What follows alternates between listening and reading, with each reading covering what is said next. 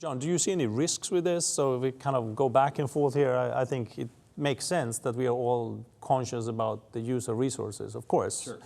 But could you see there are risks? So if we kind of look at other countries outside the United States, where there are fewer drugs available, that's usually because of costs. So, Sure. and then if you look at outcomes, progression-free and overall survival for myeloma is way better in the United States compared to outside. So if we start putting all that pressure on the physicians, is there a risk that this could kind of stop the improvements we are seeing? That's an ethical decision that the individual physician and the practice have to make. I don't think anybody's telling physicians that you shouldn't use the best available therapy. I wouldn't tell a physician that, and I don't think most physicians would tolerate using substandard therapy. I do not know that the OCM was designed that way, because as I said, I have not had any conversation with anybody in the institution about how I would manage the patient. But the flip side, as you said, is when you provide the best care, that itself reduces the care because you're taking care of your patient.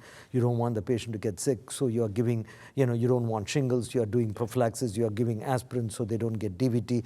Did everybody get that? And then also, if you're getting in daratumumab, avoid infusion reaction, whether they are built in, carfilzomib, you're not going to be putting on KRD with 70 once a week. So that automatically is built in within the EPIC. You cannot give 70 milligram of Kyprolis when you're giving Revlimid at full dose of 25. So there are a lot of safeties built in that way, which was all driven by us working with our pharmacy.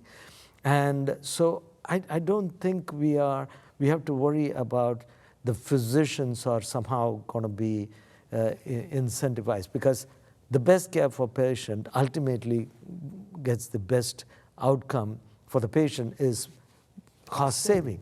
Yeah, I think these are great initiatives. I put you a little bit on the spot there when I kind of asked this difficult question, and I could see that probably is an extreme, that no one wants to go in that direction. Yeah. But I also would agree that having more transparency, of course, that's ideal. And I'm thinking about my own practice. So we treat patients sometimes with these older combination therapies in the relapse setting, the alkylators. We can give a patient, say, 24 hours times 4, 96-hour infusion continuously.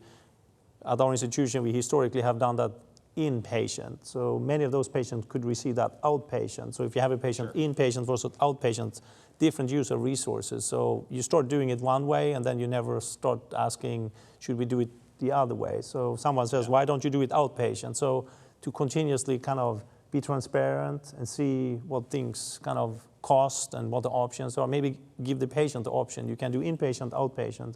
Some patients choose outpatient. Maybe that's a more efficient way of doing it. Mm-hmm. Those are the types of things you're working on. I think that's very fair. We do the outpatient infusional care therapy. I think fundamentally, if the evidence supports that we get a better outcome, and if that outcome is MRD negativity, then we're going to fund that care. But there's an equal onus on us to make sure that all the care that we're providing is based on good evidence, and that there's a value to it, and that it's producing a patient benefit. And as you pointed out, no one's going to do the study of stopping. We are. Well, you are, yeah. But are you funding that yourself? Or yes. Yes. Okay. So the pharma isn't going to fund those kinds of studies. But if we're going to be able to afford care for the masses in this country, we need to be able to clearly demonstrate what's adding value and what's not. And value in this context would be survival for patients. And so I applaud you again for doing that type of study.